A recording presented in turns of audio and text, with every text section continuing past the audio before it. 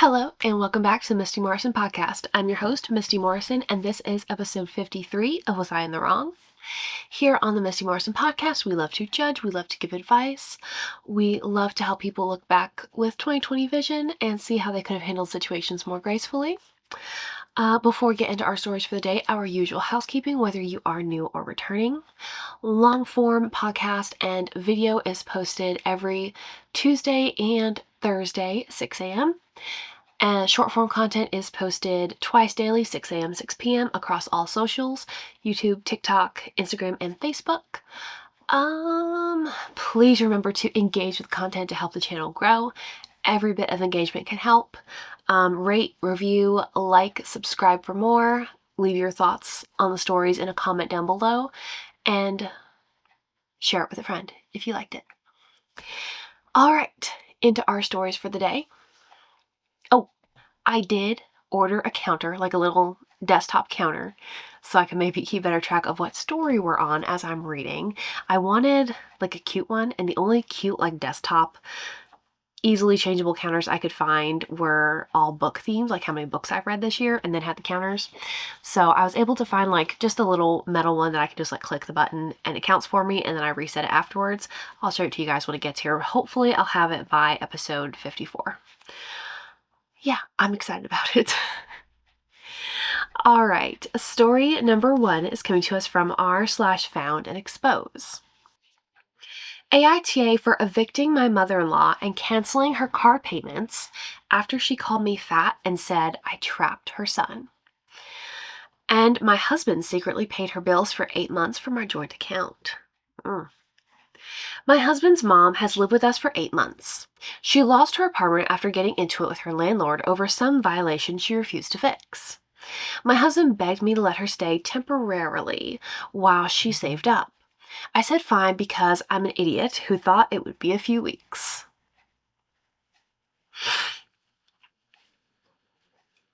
She's 61, still works part-time at a salon, makes decent money, but blows it on QVC shopping and eating out constantly. Never offers a dime for groceries, never helps with our daughter who's 4, just camps out in our guest room watching TV and making passive-aggressive comments about how I load the dishwasher or dress my kid. The kicker? My husband has been secretly paying her car payment and phone bill this whole time. I found out 2 months ago when I saw the auto payments from our joint account. We had a massive fight. He promised he'd tell her she needed to contribute or leave by the end of summer. End of summer came and went. She's still here. Yesterday, we were having a cookout. Nothing fancy, just burgers for some neighbors and my friend's coworker and my husband's coworkers. I made potato salad and got everything ready. His mom shows up in the backyard around 2 p.m. after her shift and immediately starts nitpicking. The burgers are too done. I didn't get the right cheese. Why didn't I make my daughter wear the dress she bought her? I ignored it. I've gotten good at that. Then my daughter spilled juice on her shorts, normal kid stuff. I told her to go change into the clean clothes I packed in her room. His mom lost it. Started going off about how I'm raising a slob, how she never let my husband make messes, how I clearly don't discipline her enough. I said, she's 4 and it was an accident. She got louder. You don't get to talk back to me in front of guests. You're embarrassing this family. The whole backyard went silent. Burgers burning on the grill, my husband's coworker holding a beer halfway to his mouth, just frozen. I said, I think you should go inside and cool off. That's when she screamed it. Your fat ass ruined my son. He was perfect before you trapped him with that kid.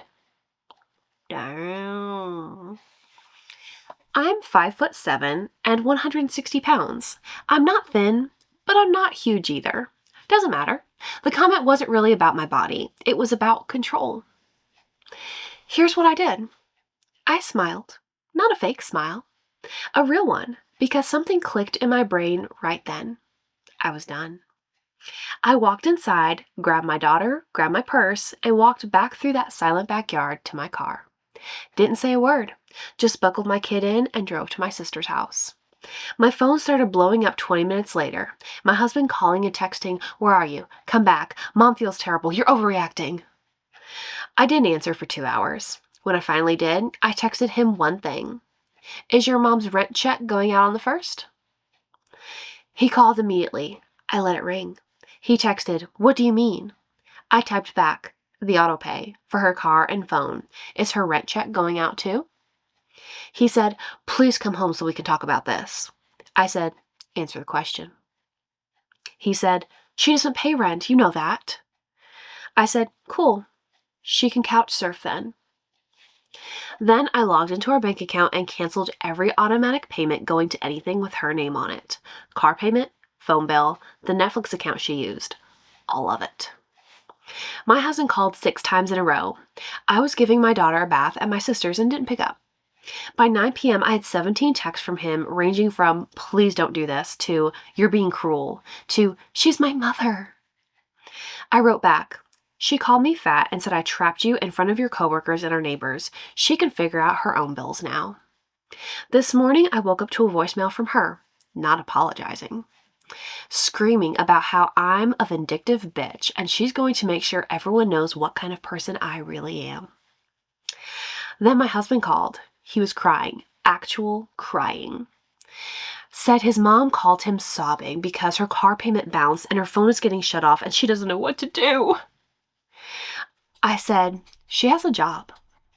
He said, "You know she can't afford everything on her salary." I said, "Then she should have thought about that before humiliating me at our cookout." Here's where it gets worse. His mom apparently went to our house this morning while my husband was at work. She still has a key. She started packing up her stuff, and according to our neighbor who texted me, she was banging around and yelling about calling the cops on me for stealing from her. I have no idea what she thinks I stole. My husband called me an hour ago. The police came to our house. The police came to the house. My husband called me an hour ago. The police came to the house. My mom told them you locked her out and took her belongings. I said, "I didn't lock anyone out. She has a key. And what belongings?" He said, "I don't know, but they want to talk to you." So I called the non-emergency line, explained the situation calmly. Officer said it's a civil matter and she needs to arrange to get her things if she's moving out, but there's no theft issue since I didn't touch her stuff. Then I asked about eviction laws since she's been living there over 30 days. Officer said I need to file formal eviction paperwork if she refuses to leave. I thanked him and hung up. Then I called a lawyer. Filed eviction paperwork this afternoon. She has 30 days. My husband found out an hour ago. He called me screaming, "You're kicking out my mother? You're actually doing this." I said, "She called me fat and said I trapped you in front of everyone, and you defended her." He said, "I didn't defend her." I said, "You told me to come back and said she feels terrible. You didn't kick her out. You didn't tell her to apologize. You asked me to come home and smooth it over like always." He went quiet. Then he said, "Where am I supposed to tell her to go?" I said, "I don't care. Figure it out." I hung up. Now his whole family is calling me, his aunt, his cousin, even his dad, who he barely talks to, all saying I'm destroying the family over one comment. That his mom has a temper, but she didn't mean it, that I'm being dramatic. My sister says I did the right thing. My best friend says I should have done it months ago. But I keep thinking about my husband crying on the phone, about his mom's car getting repossessed if she can't make payments, about whether I'm punishing her or just finally standing up for myself. My daughter asked me this morning when we're going home. I told her soon. But honestly, I don't know if I mean our house or if I mean finding somewhere new for just the two of us. So, AITA-H for cutting off my mother-in-law's bills and filing eviction paperwork after she publicly humiliated me? No. You're right, and I'm with your best friend that you should have done it months ago. Because you're not cutting off her bills and filing eviction paperwork just because she publicly humiliated you.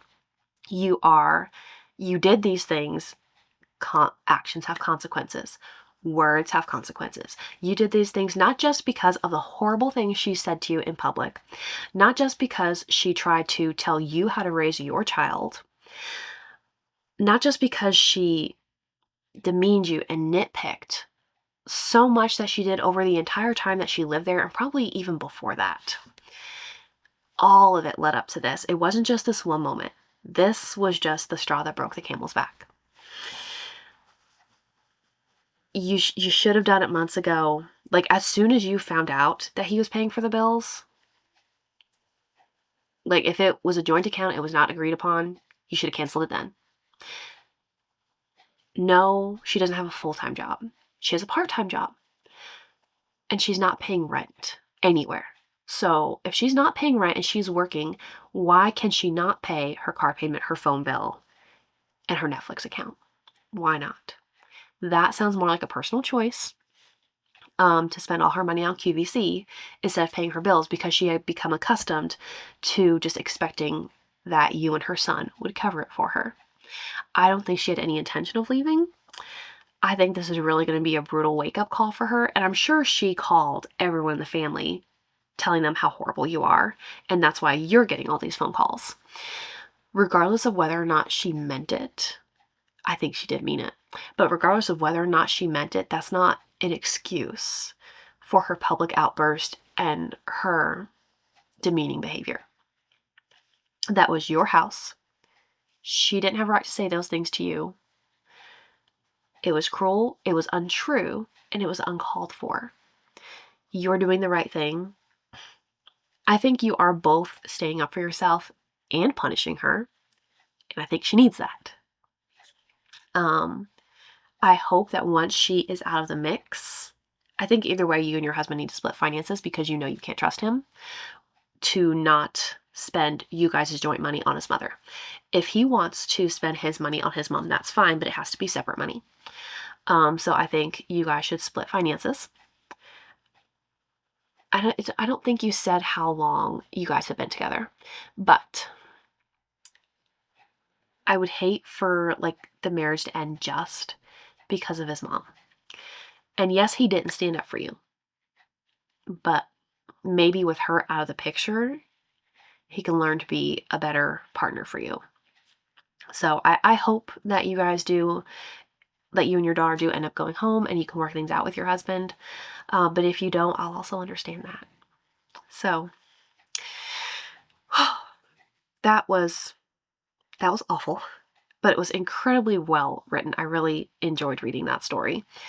Yeah, you're right. You deserve to stand up for yourself, and she deserves punishment. So 2 birds, 1 stone. I'm proud of you for standing up for yourself and for not giving in to all the phone calls and the crying and all the pressure. Don't give in. You've been a doormat for long enough. Wow. All right. Okay, so after reading that story, I scrolled through a couple of the comments, and it looks like people are saying that that it was an AI post, like it's not a real story. And what else did they say? Uh,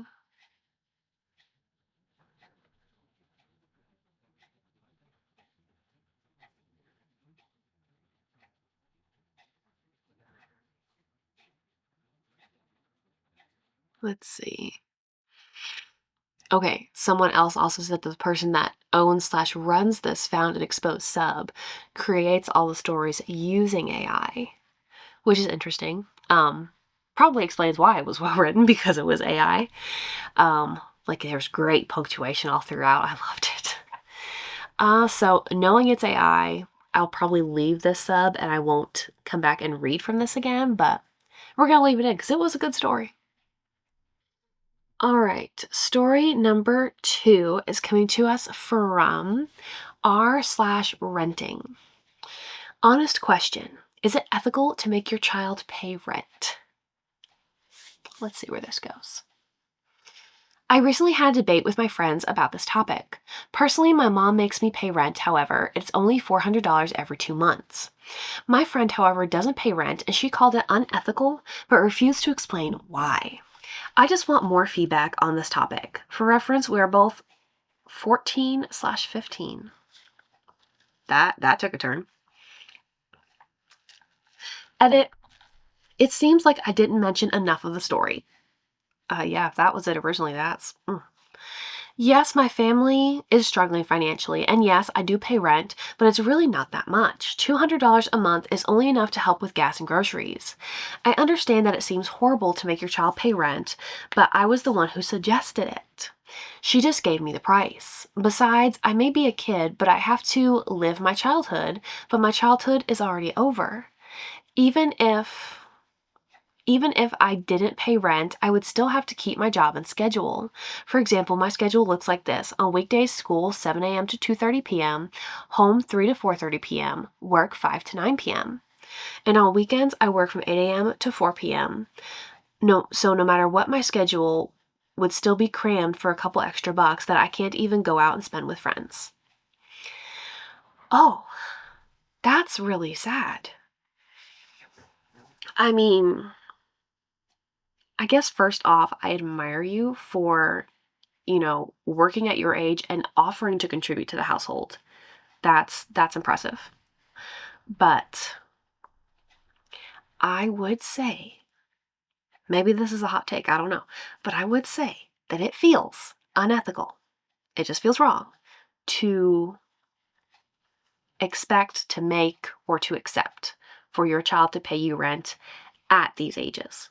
When I read the title, I expected that this was like an adult living with their parents still. In the case of an adult choosing to live with parents, like to save money or for whatever reason, then I think yes, once you're an adult, you should be contributing to the household. You should be working, contributing to the household, whether it's yours or not. If you live there, you should contribute. But at 14 and 15, I mean, great learning work ethic early, but I don't think that's right. I think when your child is 18 or younger, you are responsible for maintaining that household and ensuring that you can afford everything that goes into maintaining that household, the food for everyone.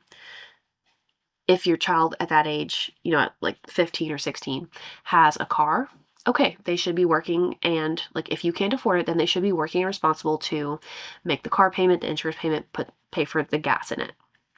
But I think it's your responsibility to maintain the household, to make sure the lights are on, the heat is on, the air's on in the summer, and there's enough food for everyone. I think bare minimum, those are your responsibilities. If you're paying for everything for everyone in the household, and you're like say the 15-year-old does have a car and you're paying for it, say, hey, I can't continue to maintain your car. If you want to keep it, you're going to have to pay for it. I think that's fair. But if it is actually rent, if she is just contributing to help pay the household bills at 14 or 15, I don't think that's right. That could just be me, but I don't think that's right. I think that child, especially with that schedule, that child is being deprived of their childhood. Whew. Story number 3 is coming to us from r/AITAH. AITA for not putting pregnant girlfriend on deed of the house. My girlfriend and I have been together for 2 years. She is pregnant and the baby is due in April 2026. Before we found out she was pregnant, we had discussed possibly buying a house together. After we found out she was pregnant, this plan went into overdrive. When we went through the process of getting pre-approved, I discovered that she has pretty significant credit card debt. Given that, a joint mortgage would be significantly more expensive than me getting a mortgage alone. I said, since I am the only one on the mortgage, I think I should be the only one on the deed. Fair. My girlfriend said she was okay with this. We found a house that we both liked, made an offer, it was accepted, and we are closing the second week in January. Congrats! She is now refusing to move into the house unless she's on the deed. I'm refusing to put her on the deed given that she is not on the mortgage. She is not on the mortgage and 100% of the down payment comes from my savings. Edit, I am paying solely the down payment, mortgage payments, and utilities, HOA fees, insurance, and maintenance costs. AITA. No. I think she is trying to trick you at this point since she first said she was okay with it. And now once it comes to the offers accepted and you're getting ready to close, now she's refusing to move in with you. That's a dirty trick. She already said she was okay with it. It sounds like you're grown-ups. There's no takebacks. You don't get to change your mind later because you decided it might be inconvenient later. Why would it be inconvenient later? It sounds like you guys are young, so I don't think that she's worried about like the event that something might happen to you. But if that's the case, she needs to express that. And once you get the deed to the house, you can get a beneficiary deed. Maybe not if you still have a mortgage, I'm not sure.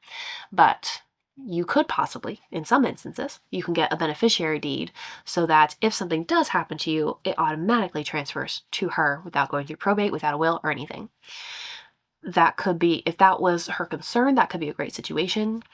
It doesn't really sound like that's it. I think she just has her feelings hurt that she's going to live here. You guys are like, you picked it out together and you're moving in together and starting this family, but she's not on the paperwork. So what? You're not married, and she's not paying for it. She didn't help with the down payment. She's not going to pay the monthly payments. She's not paying anything towards it. So why should she be on the deed? I think if you guys eventually get married, yes, I think she should be added to the deed then. But until then, I can see no reason from this story, the way it's written, why her name would be on it. She's not entitled to it. She hasn't done anything to earn having her name on the deed. Yeah. You're right. She's cuckoo for Cocoa Puffs. Story number 4 is coming to us from r/WIBTA_AITA. Would I be the asshole if I took back my project? A while ago, I created a little side project that I didn't think would go anywhere but my mind. It was a fantasy RPG setting, and I shared the idea with a few friends of mine. One of them told me he wanted to have both of us use the idea to make a real game. At this point, I'd already created an in-depth map and done about 50% of the world building. We have been working on it for about a year now, and we're about 80% there with my best guess, and he's done about half that 30. Lately, however, we have been butting heads on what certain aspects of the game should really be like, and I just don't agree with his ideas. We've been trying to come up with a solution to take inspiration from both, but we can't really find a way. I really don't want to pull the whole, it's my idea so I get the final say, but it kind of is. I've given him a lot of freedom, even when things I didn't like all that much, but this is an integral part of the story and I want it to be good. Would I be in the wrong to tell him that I'm going with my idea because it was mine to begin with? No, I don't think you're wrong. I think you're right. I glanced down because it was so short I can see the first comment. And the first one says, time to get this arrangement down in writing. So far, it's time invested. Final decisions, investing money, financial return / split. Get this memorialized in writing before moving forward. And that could not have been better said. I think at this point, because there's nothing in writing, it is mostly yours. You can just take the project back. But if you do want to continue working together, you definitely need to get something in writing where you're like possibly the majority stakeholder, like 70-30 maybe. Yeah, I just doubted that math. Where you're the majority stakeholder or something to protect your stake in it so he can't take the whole thing away from you. But yeah, no, it was yours to begin with. If he wasn't like there for the whole concept and everything that you wanted, I think that should have been talked about before he started putting work into it that he was going to want to change things later on. So you're right. All right, that is 4 stories for this week's episode of Was I in the Wrong? Thank you so much for being here for another episode of the Misty Morrison podcast, and I'll see you guys next time. Bye.